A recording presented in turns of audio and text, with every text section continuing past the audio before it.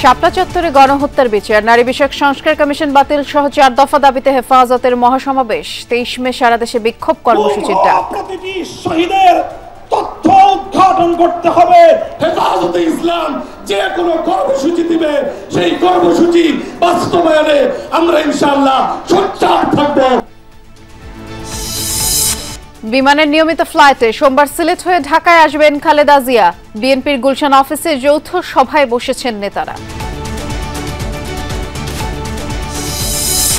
ধর্ম বা দলের ভিত্তিতে দেশকে বিভক্ত না করার আহ্বান জামায়াত আমিরের। সব দিক বিবেচনায় এপ্রিলের মধ্যে নির্বাচন দাবি। আলোচনা ছাড়া মানবিক করিডোরের সিদ্ধান্তে রাজনৈতিক মহলে উদ্বেগ। রোহিঙ্গাদের ফেরত পাঠাতে কি ভূমিকা রাখবে বুঝতে চান রাজনীতিকরা।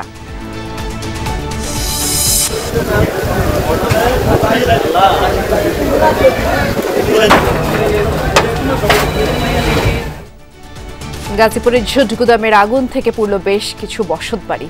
পানি স্বল্পতা ও বাতাসে হিমশিম খেতে হয় ফায়ার সার্ভিস কর্মীদের।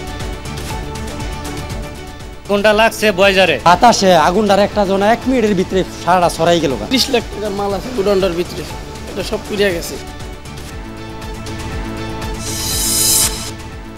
ফ্যাসিস্টের সাথে সম্পর্ক অস্বীকার করে ফারুক আহমেদ আঙুল তুললেন বিসিবির বাইরের পক্ষের দিকে। ক্রীড়াঙ্গনে যোগ্য ব্যক্তিদের বসানোর তাগিদ তামিমের।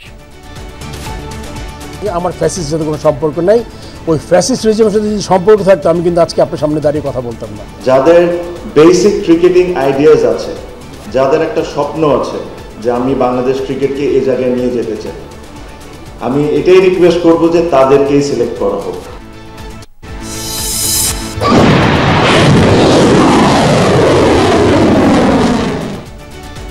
সামরিক উত্তেজনার মধ্যে ব্যালিস্টিক ক্ষেপণাস্ত্র পরীক্ষা ইসলামাবাদে।